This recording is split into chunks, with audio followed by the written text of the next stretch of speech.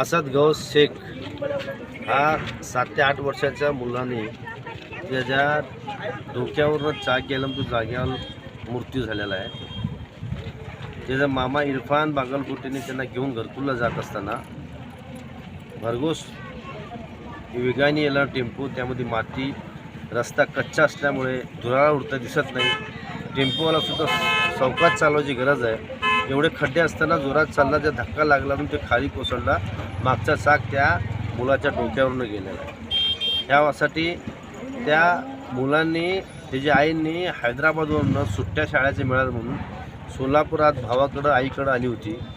पण आता मामाने त्यांना नातेवाईकांना भेटण्यासाठी घरकुलला जात असताना हे अपघात घडलेला आहे. अतिशय दुर्घटना घडलेली आहे. त्याच्या आईला 3 मुलं आहेत, त्यातला हा मुलगा आहे. अतिशय दुःखाचा डोंगर आमच्या कोसळलेला आहे. योग्य ते कारवाई त्या टेम्पोवर व्हायला पाहिजे. मला तर असं वाटतं टेम्पोला टेम्पोचे कागजपत्र आता अचानक बीच में आया, गाड़ी के पीछे से धक्का लगा, वहीला गिरा नीचे, उसके ऊपर से चाक पे गई, छाती पर से जाके। कहाँ जा रहे थे तुम? घरकुल को। कहाँ से? इधर नई जिंदगी हयाज कैंटीन के पास से घरकुल, ये अभी आधा घंटा पहले हुआ।